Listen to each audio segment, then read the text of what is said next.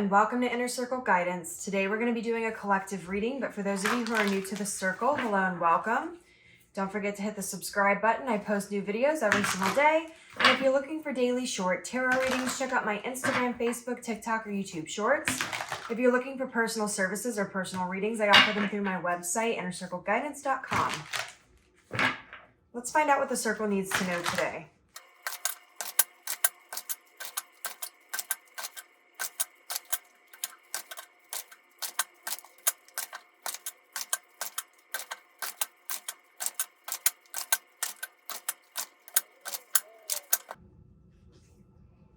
We have the Emperor.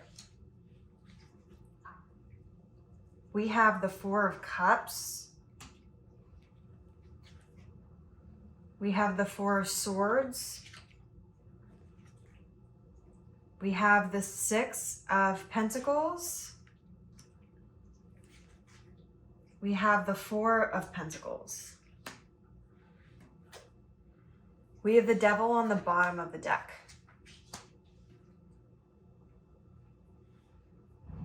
So a lot of you have been asking a lot of questions lately, and among the questions that you have been submitting, the question was, how do you create a stronger relationship with your spirit guides? Now, what I'm seeing here, because I asked for the cards to give you guidance on this on kind of more of like the starting level so that we can work our way up, because I feel like a lot of you are going to be in different areas of your spiritual enlightenment. So some of you, these are going to be like very easy concepts. For others of you, I think you might struggle a little bit and start asking questions in the comments, which is totally fine. That's what the circle's here for. That's why I started this channel, is to help people with all of this stuff that I've had to learn over the years. And so let's kind of jump into the cards here so I can kind of explain to you the energies that are at play in this current piece of guidance. We have the Emperor on the table, and the Emperor is somebody who very much rules their kingdom. They can be very cold at times, but they can be a great leader. They are somebody who will state what needs to be stated. They'll draw the line, even if sometimes it's a bit harsh, and they demand respect. But this can also be somebody who makes moves and is very successful. Someone who's very action-oriented. Then we have the Four of Cups, which is an energy of rejecting something. This can be of rejecting some sort of guidance or a gift or an offer, but it's an overall energy of not accepting something. The Four of Swords is a reflective energy. It is a time of rest. It's a time of needing to sort of take some self-care. And sometimes it can be a card that indicates that your feelings are not completely accurate in the situation. So if you feel very stressed and anxious and overwhelmed, sometimes your feelings are making things seem that way, but it's not actually as bad as it seems. Then we have the Six of Pentacles, which has to do with reciprocity. It has to do with a balance between give and take. It has to do with switching between the two. So if you have been giving a lot, you may then be receiving. If you've been receiving a lot, you then may be giving. It's a card of balance, it's a card of success, and a card of stability, and a card of love. The Four of Pentacles is a card of desperation. It's a card of stability, but it's a card where stability can sometimes go into the negative, to where you're holding on to something so tightly because it's the only thing you know. It can be a card of being stingy. It can be a card of rejecting certain energies and being afraid to level up because you're comfortable where you're at. And then we have the Devil, which has to do with obsession. It has to do with negative mindsets, illusions. It has to do with oppression. It has to do with trapping yourself and refusing to unchain yourself from certain situations. So the reason that I went through all the energies of the cards is because I want you to kind of be clear on the energies that are at play as I go into kind of the more detailed aspects of what this reading is about. So when you're asking about how to have a stronger relationship with your spirit guides, the first thing I have to tell you is that your spirit guides are a lot more like you than you think they are. And your spirit guides can come in the form of many different types of things. It can come as certain energies. They can come as angels. They can come as ancestors. They can come as past lives of yourself or different versions of yourself from a different timeline or dimension. They can come in a lot of different ways, but they can also come as elementals, which are kind of more very strong, energetic spirits. But regardless of what kind of entity it is, all entities have their own emotion about things, their own way of communicating, their own way of interpreting things, and they have their own intentions.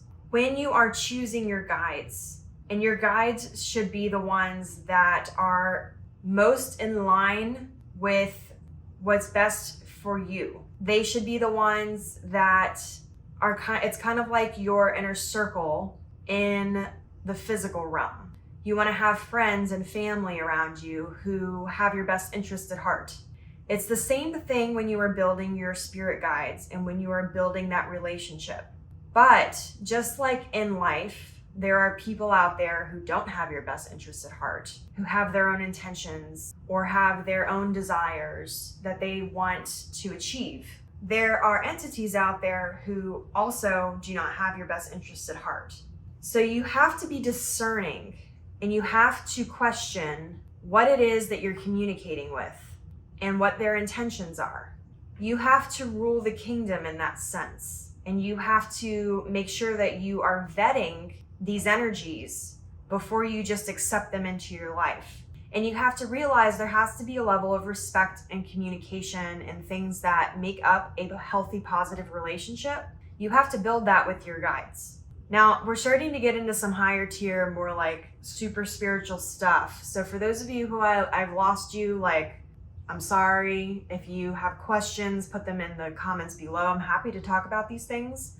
But I think it's very important because I think a lot of readers and a lot of psychics don't talk about it enough. There are energies and entities out there that do not have your best interest at heart.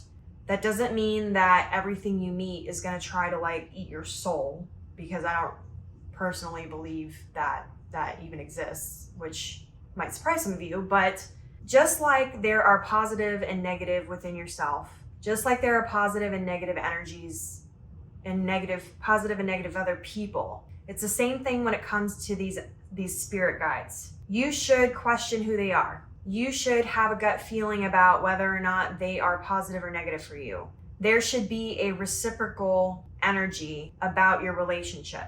And the thing that is universal when it comes to communicating with these guides and communicating with spirit is that not everyone's going to communicate the same way. Not everyone's going to have the same interpretation of certain, say, angel numbers and things like that. So the universal language is energy. The majority of your guides, especially depending on your gifts, because if you don't have the gift of being able to hear them actually speaking to you, then you're going to very much have to interpret these other ways that they communicate. That being said, it really helps to keep a journal of the different synchronicities that you see, because it allows you to start decoding what they actually mean to you and the particular guide that is sending that message to you at the time. For example, I've talked about this in other readings. When I see hummingbirds, that means that money is coming. And it means that it's going to be unexpected. But most people don't have that interpretation of a hummingbird.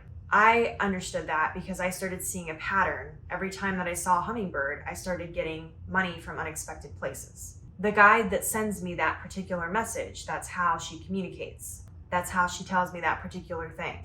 But you're not going to catch on necessarily to that unless you are keeping track of the things that are happening when you're seeing these messages. But with energy being the overall communicating factor, and we talk about this a lot when it comes to manifestation, about having to align. What gets a little lost is that people think that aligning to the energy is just saying, yes, I accept this, or no, I don't. The thing about energy is it's more about what you do than in what you say.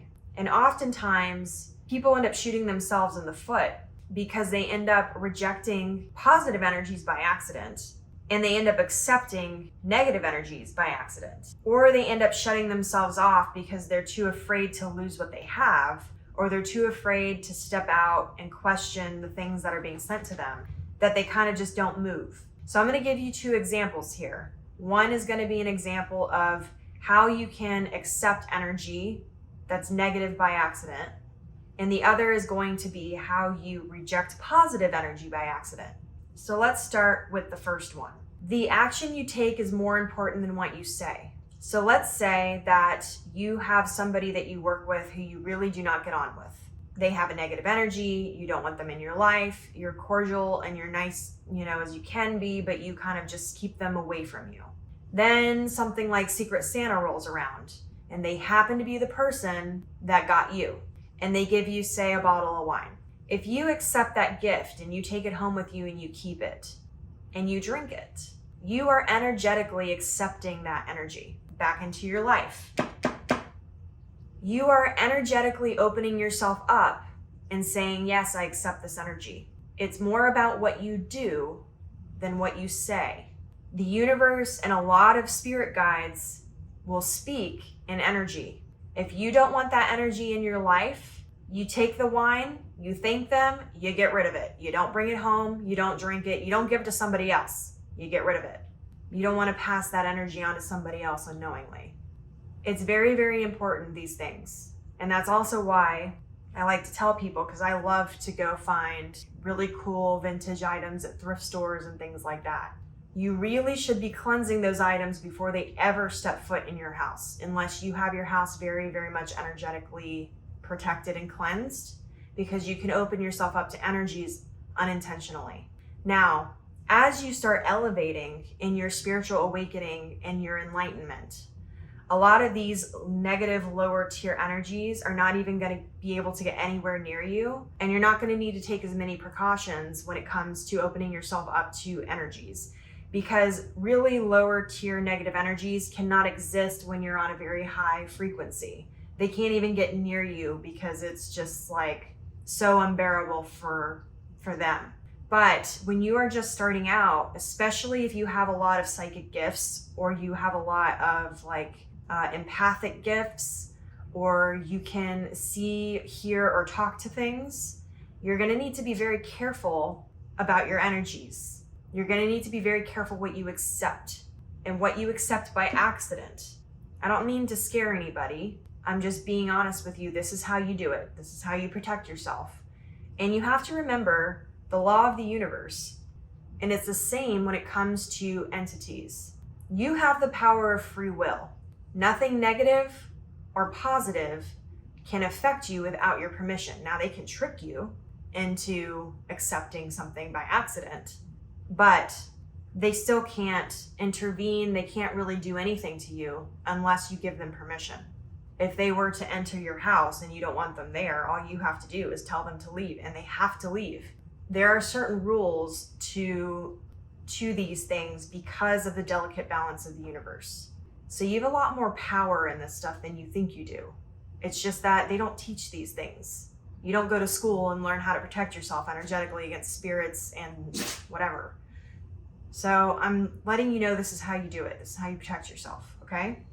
Now, when it comes to the second part, which is accidentally rejecting positive energy, there's many ways that this can happen, but it often happens in after I say this, you're gonna laugh and be like, wow, that's obvious. Can't believe that didn't click. But it's the truth. Rejecting your own blessings, being in an unworthy state and not accepting your blessings or your miracles is a really big way of doing that. But another way that's a little bit, I guess, more common is, and I'll tell you an analogy so that this really sinks in. We all had that friend who comes to us for advice, and they sit down and they tell us their whole life story, and they say, what should I do? And you tell them, well, I'm noticing A, B, and C. I think that you should maybe do A, B, and C, or you need to figure out A, B, and C. But essentially you end up giving them advice, right? You give them guidance. And that person says, oh yeah, you're right. Yeah, I'll do that.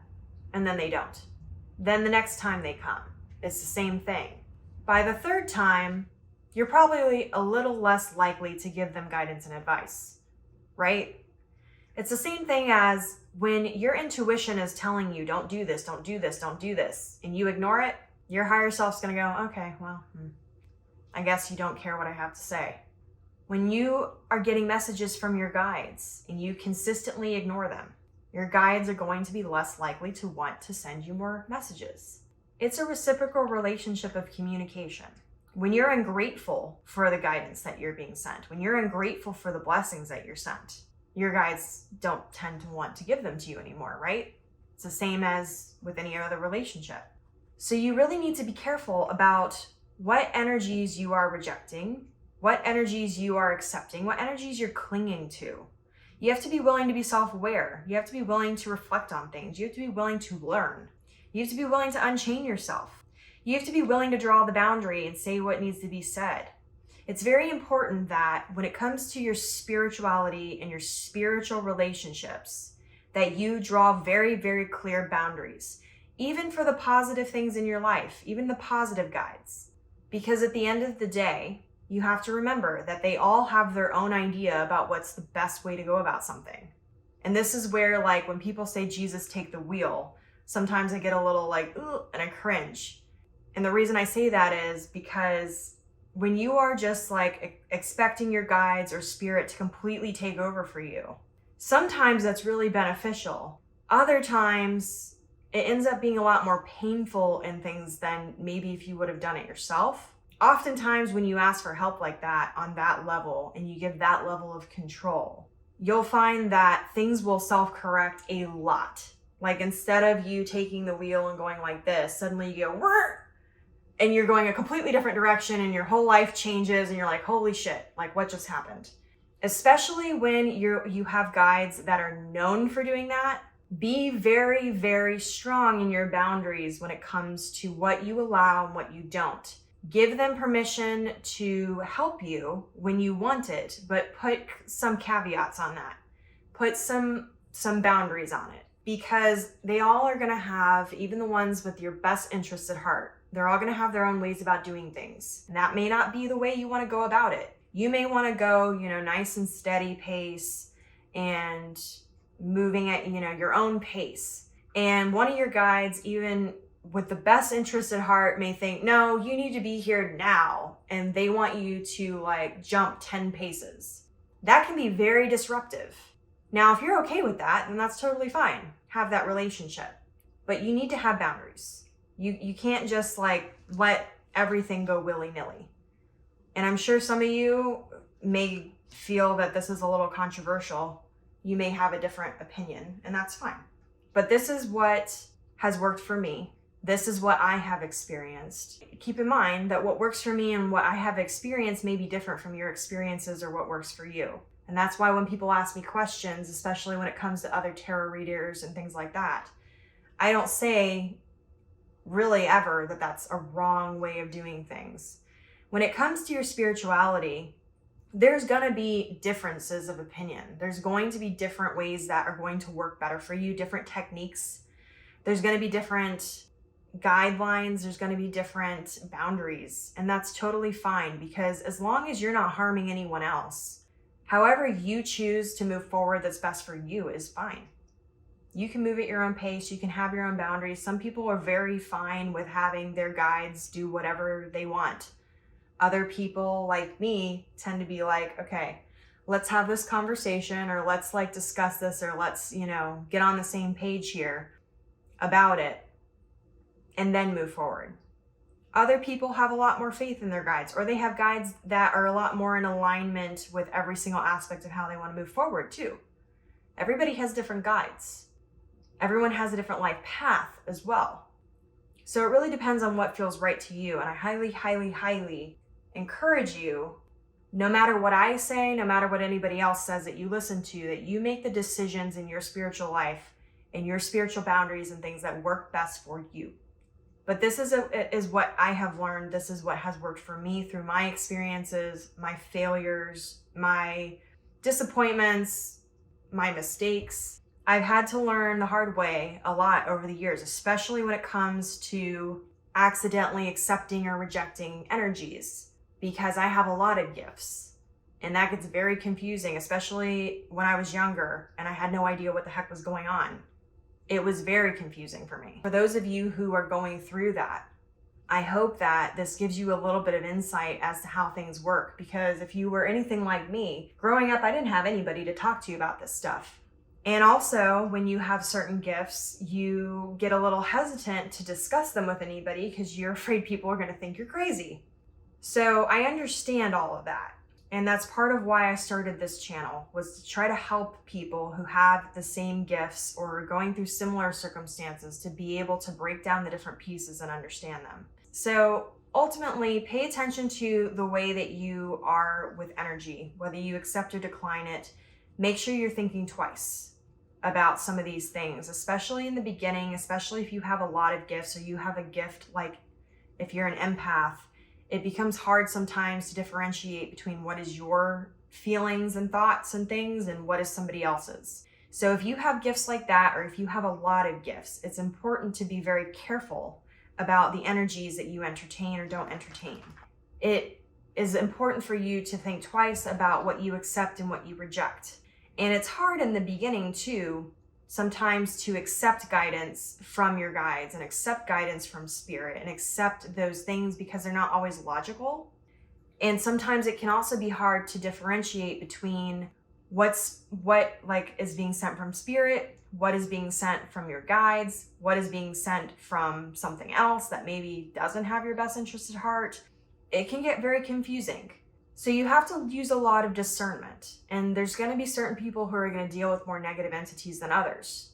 People who have a lot of spiritual gifts tend to have to deal with the negative things more often because they tend to also see or acknowledge or know that they're there, which draws curiosity from these things. And sometimes it's simply curiosity. I've had a lot of really nasty things show up just because it's like, oh, you can see me. Why? So, and then it just went on its way. I mean, not all things are like out to get you. Some things are just passing by. I really don't want to scare anybody, but I do think it's very important that you all learn how to protect yourself energetically and how to know the difference between speaking to something that has your best interest at heart, like spirit will always have your best interest at heart, but some of your guides or something that may come to you and seem like a guide may not. So just keep that in mind and be aware that it's just like any other relationship. There's good people in the world, there's bad people in the world. There's people who are in between. There's people who are good people but really complacent. You know, there's all these different layers, and it's going to be the same when it comes to your spiritual relationships to things. And you go about it with the idea of, okay, I may need to vet some of these things, or I may need to find out if this is really like my great-great-grandmother or whatever. You know, I may need to make sure that it's really my brother speaking to me if I can't see him. You know, you may need to see, because there's going to be things that just want to cause mischief because they have nothing better to do. Pay attention to that. Hopefully this didn't freak you guys out. And I'm trying to think of an affirmation for you. I guess your affirmation would be, I am discerning between the positive and negative spiritual relationships in my life. I am rejecting the correct ones and accepting the correct ones. And as always, may your life be full of light, full of love, abundance, and gratitude. I'll see you next time.